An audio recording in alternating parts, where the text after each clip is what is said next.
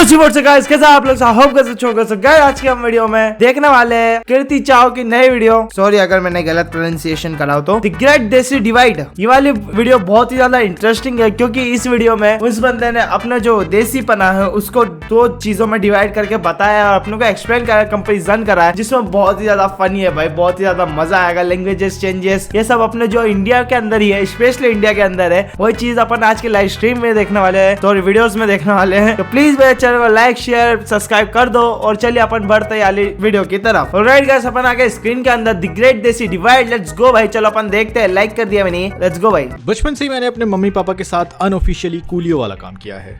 अगर तुम मेरी भद्दी आवाज पहली बार नहीं सुन रहे तो मोस्ट प्रोबेबली तुम्हें इस बात का आइडिया होगा दैट मेरा बचपन गुजरा है एक जगह से दूसरी जगह शिफ्ट करने में। ठीक है। शिफ्टिंग में सिर्फ फिजिकल मूवमेंट इन्वॉल्व नहीं होता, तुम अपने साथ उस जगह के मेमोरीज को भी कैरी करते हो along with their culture, food tastes and most prominently their language. Technically my mother tongue is Bengali. घर पे भी यही लैंग्वेज यूज होता है, बट ऑफन टाइम्स मैंने लोगों को ये बोलते हुए सुना है कि dude you don't sound Bengali enough. ऐसे लोग ना कल्चर के मामले में कलर ब्लाइंड होते हैं। इनको हमेशा लोगों को किसी न किसी स्टीरियोटाइप के ढांचे में फिट करना होता है। इनसे कोई भी विविधता या वेरिएशन सहन नहीं होता। अब मैं क्या घुंघरू पहन के आमी जे तुम्हारे पे डांस करूं तब जाके मानेगा? एक सेकंड, वो तेरे पीछे क्या है? बंगाली कंफर्म। मे भी लोग इसलिए ऐसा बोलते हैं बिकॉज मेरी हिंदी अच्छी है, which is again a stereotype in itself कि बंगालियों को तो हिंदी ठीक से नहीं आती। Well, thanks to my Bihari neighbours and cartoons वगैरह भी हिंदी में आते थे उस वक्त, सो मुझे ऐसा कोई दिक्कत नहीं हुई हिंदी के साथ। बंगाली एंड हिंदी के साथ मुझे उड़िया भी आती है बिकॉज मैं भुवनेश्वर में रह चुका हूँ 3-4 साल। My longest stay outside of Bengal.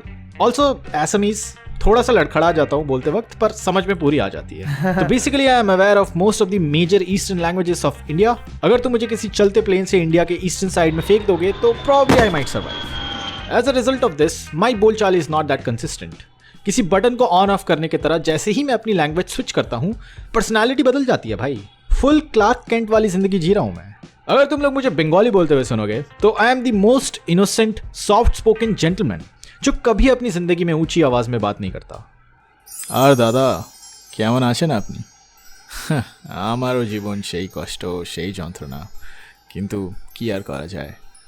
And भाई साहब ऐसा लग रहा है बिल्कुल एनिमे कैरेक्टर है भाई अपना। Moment I turn to Hindi, कैसा है भाई, क्या लग रहा है भाई, कट रही है भाई। अब इसमें ऑब्वियसली मेरी कोई गलती नहीं है, मुझे कभी किसी ने फॉर्मली हिंदी पढ़ा ही नहीं, तो जो मैं रोड साइड के लोगों को या टीवी से सुनता था वही मिमिक करने की कोशिश करता था। वो तो क्लास 6 में जाके जब ICSE बोर्ड में मेरा थर्ड लैंग्वेज हिंदी लगा एंड मेरा परिचय प्रेमचंद की कविताओं से हुआ, कबीर के पंक्तियों से हुआ, तब जाके मैं थोड़ी सभ्य हिंदी बोलने लगा एंड आई अंडरस्टूड टैगोर के बाहर भी एक दुनिया है। मतलब अभी भी हिंदी में कभी कभार जेंडर को लेके कंफ्यूज हो जाता हूँ। जैसे कि there was this girl I was talking to जो हमेशा मुझे इरिटेट करने के लिए मेरे हिंदी को निटपिक करते रहती थी। कैसी रही शादी, नॉट कैसा रहा शादी। ट्रेन आ रही है, नॉट आ रहा है। You sound so funny when you speak with Hindi. Odia was relatively easy for me, mainly because Bengali से उड़िया काफी सिमिलर है एंड बहुत सारे वर्ड्स के मीनिंग ओवरलैप होते हैं, लेकिन कुछ ओवरलैपिंग वर्ड्स काफी प्रॉब्लमैटिक है। जैसे कि पहली बार जब मैं एक उड़िया फ्रेंड के घर गया था तो उन्होंने मुझे खाना ऑफर किया। हम दोनों ने मिलकर 3 रोटियां दबा ली, पर अपेरेंटली मेरे फ्रेंड का पेट अभी तक भरा नहीं था, तो उसने पूरा गले का जोर लगा के चिल्लाया, बहू आओ गोट्टे। ओके, पहले तो बहू मतलब बंगाली में होता है wife. I was like why is he calling his mother as his wife and गोट्टे व्हाट द सो अगर तुम एक मल्टीलिंगुअल इंसान हो तो you have to be very very careful कि तुम कौन सा वर्ड किस लैंग्वेज में कौन से कॉन्टेक्स्ट में यूज कर रहे हो, बिकॉज वन सिंगल वर्ड तुम्हारी पब्लिकली मार खाने की वजह बन सकती है। लेकिन ये इतना ईजी नहीं होता, ट्रस्ट मी। अब ये मैं कॉन्शियसली नहीं करता, पर जिन भी लोगों ने मेरे साथ रियल लाइफ में इंटरेक्ट किया है उन्होंने मुझे पॉइंट आउट किया कि मैं ना एक ही सेंटेंस में हिंदी बंगाली इंग्लिश सब मिक्स कर देता हूँ। जैसे अभी मैं वॉइस रिकॉर्ड कर रहा हूँ तो I am very much aware कि मैं एग्जैक्टली क्या बोल रहा हूँ, पर जब ये नहीं होता। फॉर एग्जाम्पल, एक बार मैं कोई तो रोड साइड स्टॉल में पापड़ी चाट खाने बैठा था एंड मेरा ध्यान कहीं और था। मैंने एक बाइट लिया, मुझे थोड़ा फीका लगा, सो आई सेड, दादा टिक्के झाल दे देना इसमें। इस चीज का इफेक्ट सिर्फ मेरी बोली या डायलेक्ट पर नहीं है, मेरी पर्सनालिटी ग्रेजुअली डेवलप हुई है as a result of repeated migrations. So obviously मेरे सोचने समझने का तरीका, एक्सप्रेशन ऑफ थॉट, ओपिनियंस भी थोड़ा अनकन्वेंशनल है। एंड फॉर दिस मैंने बहुत ट्रेडिशनलिस्ट बंगाली से सुना है that I am not a quote unquote pure blood, whatever the fuck that is supposed to mean, but this trauma of different languages सिर्फ मेरे तक लिमिटेड नहीं है, मेरे फैमिली के लोग भी इससे पीड़ित है। आउटसाइड ऑफ बंगाल मैंने मेरे मम्मी को अपार्टमेंट के दूसरे औरतों के बीच बस सर हिलाते हुए देखा है। Also my dad is in government service, so कभी लोकल लोगों ने उन पर अनकंडीशनली भरोसा नहीं किया, treating us as foreigners. And अगर तुम किसी ऐसे फैमिली में पले बड़े हो जहां पर they are very supportive of love marriages, तो there is a high probability that लोग ऐसे किसी से शादी कर लेंगे जिसकी मदर टंग बिल्कुल अलग हो, और ग्रेजुअली एक इंट्रा फैमिली हायरार्की बन जाती है जहां पर कौन किससे कौन से लैंग्वेज में बात कर रहा है ये किसी स्ट्रेंजर को समझाने के लिए किसी गाइड बुक की जरूरत पड़ेगी। अब ये जरूरी नहीं है कि ऐसे मिक्स्ड फैमिलीज में हमेशा झगड़े या कॉन्फ्लिक्ट्स होना अनिवार्य है। आई फील लाइक ऐसे जॉइंट फैमिलीज में सबसे बड़ा कलेश का वजह होता है lack of emotional intelligence and ignorance towards mental health, जो कभी हमें स्कूल में सिखाया नहीं गया।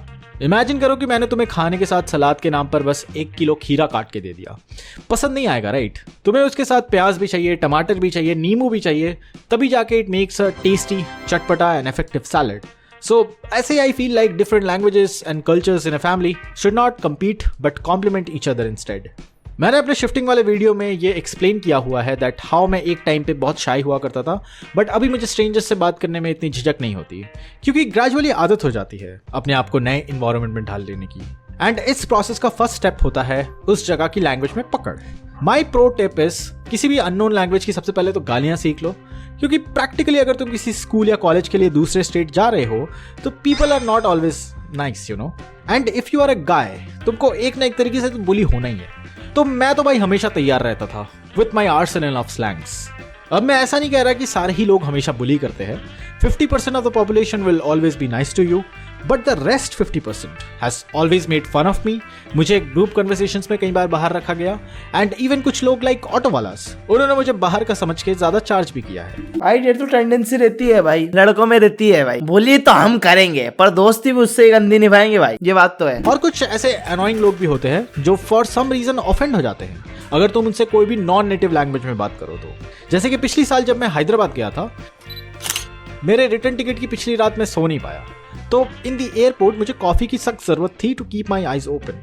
मैं काउंटर में गया, मैंने बोला एक कॉफी दे देना भैया, प्लीज थोड़ा स्ट्रॉन्ग बना देना। ओके भाई उसने जो जजमेंटल आंखों से घूरा है ना मुझे, I can never forget that. और फिर कॉफी देने के बाद उसने कुछ तो तेलुगु में बोला, I did not understand it, पर टोन तो रूड ही था। भाई ऐसा क्या ऑफेंड कर दिया मैंने?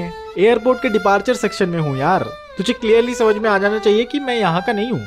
इस फॉरेनर ट्रीटमेंट में भी ना मैंने एक पैटर्न रिकॉग्नाइज किया है। गर्ल्स इन जनरल उनको काफी इंटरेस्ट होता है बाहर के लॉन्डो के बारे में जानने का। They will always ask you questions like, oh my God तुम्हारे वहां ऐसा होता है, अच्छा तुम लोग ऐसे करते हो। Guys on the other hand have this hound mentality. कभी अपने गली के कुत्ते को दूसरे गली के कुत्ते के एंट्री पे भौंकते हुए देखा है? एग्जैक्टली उसी तरह some of these guys are pissed off. साला बाहर का लौंडा आके ले गया साला, छोड़ूंगा नहीं इसे। पर in spite of all this मैंने बहुत बहुत अच्छे फ्रेंड्स बनाए हैं। ऑब्वियसली वक्त के साथ आज उनमें से कोई भी मेरे साथ कांटेक्ट में नहीं है सिवाय 1-2 के, पर उन मेमोरीज को आई डोंट थिंक कोई और रिप्लेस कर सकता है। मैं पर्सनली किसी भी लैंग्वेज को एक जादुई एंट्रेंस की तरह देखता हूँ जो तुम्हें एक अलग ही दुनिया में ले जाती है, जिसमें नई कहानियां हैं, नए प्रोवर्ब्स, मुहावरे हैं, नए तरीके के एक्सप्रेशंस, ताने या इनसाइड जोक्स हैं।